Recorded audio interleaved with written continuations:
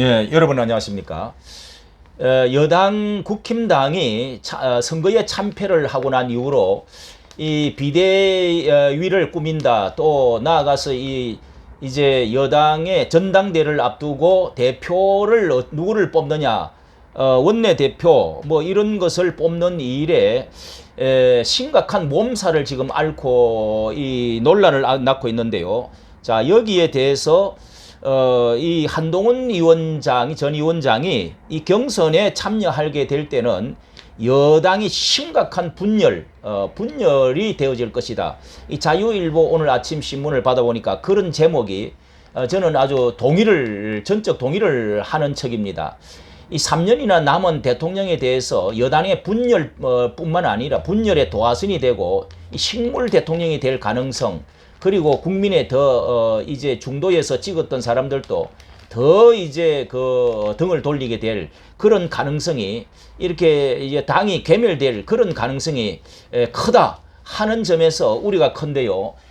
여기 이렇게 지금 30일 날 윤재옥 원내대표가 원내대책회의를 하고 있는 사진인데, 이렇게 신평 변호사가 이런 말을 29일 날 말하기를, 제가 듣기로는 한동훈 전 위원장이 측근 국회의원들에게 전당대회를 가능한 연기해달라 이렇게 부탁했다 하더라. 이러면서 현재 당의 세력 분포로 봐서는 한동훈 위원장이 압도적으로 우세에 있다. 그러나 한동훈 대표와 이철규 원내대표 체제가 될 경우에 국힘당은 심각한 내분 위기에 처할 것이다. 자, 이런 것은 수를 잃는데 뭐 그렇게 어렵지 않게 점칠 수가 있는 것이죠. 자, 여기에 30일 공포되어진 미디어 토마토에서 실시한 국힘당의 차기 당대표의 적합도 여론조사에서 조사가 나왔는데요. 나경원 당선인과 원희룡 전 국토부 장관이 팽팽하게 맞서는 것으로 나왔는데, 이 나경원 17.7%, 또 원희룡은 14.1%, 이렇게 해서 두 사람, 그 외에 뭐 여러 사람이 있는데, 이렇게 해서 문제는 거기에 절반 정도는 다른 인물이나 잘 모르겠다. 이제 이런 것이 이렇게 통계가 토마토에서 그게 이제 지난번에 한동훈 위원장을 여기서 빼고 조사를 했는데요. 한동훈 위원장을 포함시켜가지고 당대표 적합도 할 때는요, 44.7%가 압도적인 우위를 점했던 적이 있었습니다.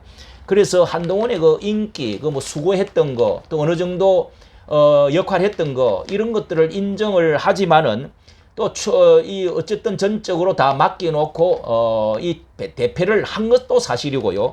자, 이런 점에서 홍준표 시장이 거친 공격을 하니까 지지자들이 반발을 해서 더욱더 또 이렇게 나오기를 원하는 이런 현상도 있고, 한동훈은 신중한 태도를 지금 보이고 있으면서 또 한편 나올 듯 말 듯 지금 이렇게 자를 재고 있는 그런 모습을 보이고 있는데요.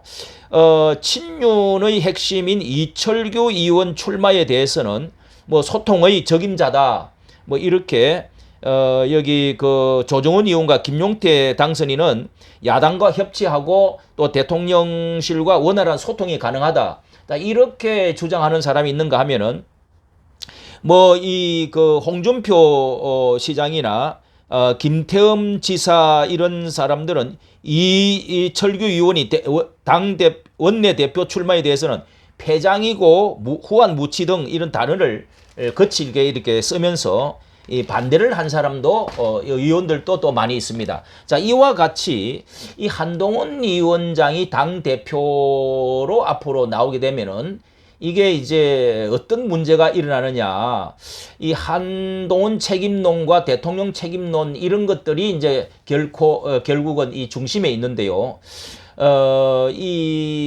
강력한 이제 한 위원장이 나오게 되면은 이 대통령에 대한 대항마로 나오는 것이죠. 이게 그러면은 협력자가 될 것이 아닌데 3년이라고 하는 시간이 남았고, 그 앞에 2년도 사실상 자신의 그 어떤 정치의 어떤 한번 한번 펼쳐보지도 못하고 뒤치다거리 앞 전 대통령이 뒤치다거리 하느라고 고생만 하고 얼마나 그 속 상하겠습니까, 대통령은.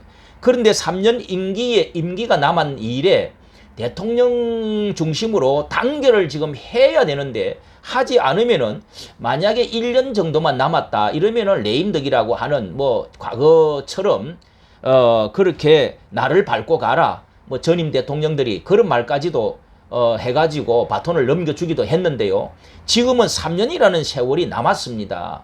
그러면은 이 국힘당뿐만 아니라 대통령도 얼마나 이제 문제가 크게 생길 문제가 있는데요.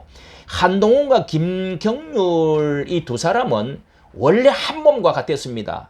지금도 그러죠.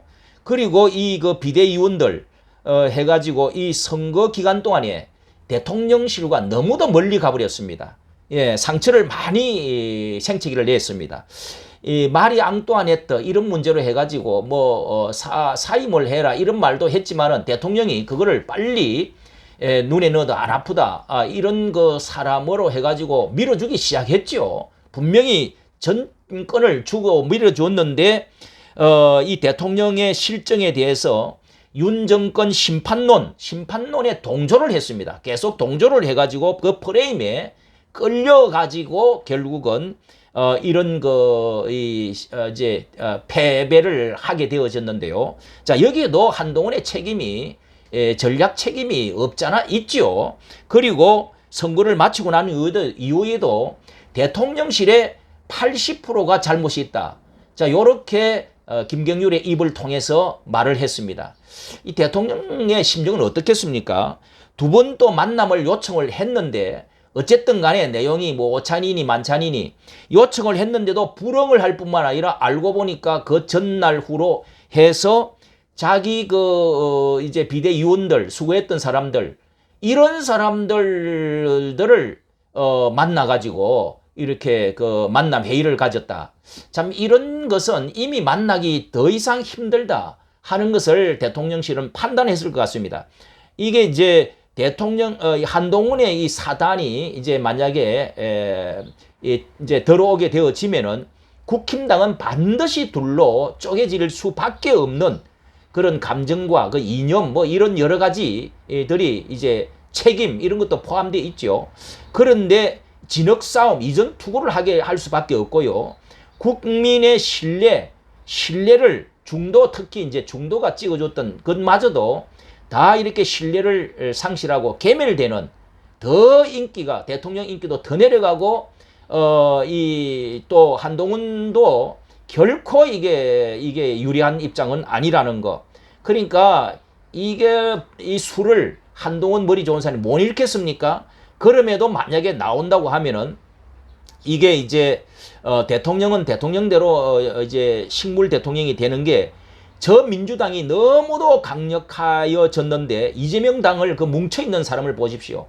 그런 그 상황 가운데서도 여러 가지 도덕적인 문제 그리고 그 이념적인 문제 법적인 그런 치명적인 문제를 안고도 저렇게 강하게 뭉쳐서 지금 준비하고 있는데 저런 사람들과 싸우는 동력을 상실하고 오히려 이 진흙탕 싸움에 에너지를 소비하게 되면 어떤 일이 일어나겠습니까?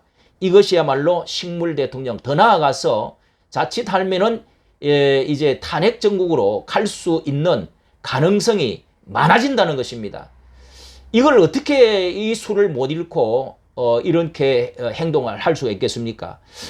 그래서 이 불을 보듯이 뻔한 앞날에 한동훈이 나서면은 윤석열과 한동훈 그동안에 쌓아왔던 우정, 이런 그 원팀, 이런 것들이 영원한 배신으로 역사에 남을 것입니다.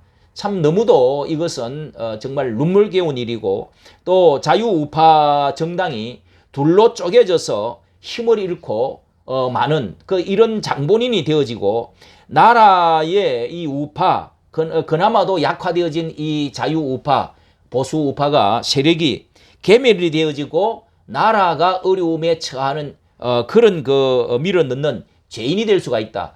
그래서 저는 앞전에도 주장을 했습니다마는 자신의 책임을 지고 뒤로 내가 일단은 사임을 하고 물러간다고 했으면은 적어도 2달 있다가 다시금 대표가 된다. 이거는요. 아무리 인기가 있고 사람들이 기다리고 도움을 받았다 할지라도 이러면 안 되고 자신이 1년 동안에 자신도 그랬지 않습니까? 좀 더 상세 이렇게 세밀해지기 위해서 공부를 해야 되겠다. 그러면은 1년 유학 정도는 1년 정도는 피해줘야 됩니다. 그렇다고 자기가 인기가 떨어지는 게 아니죠. 그래야 신사가 되는 것이죠.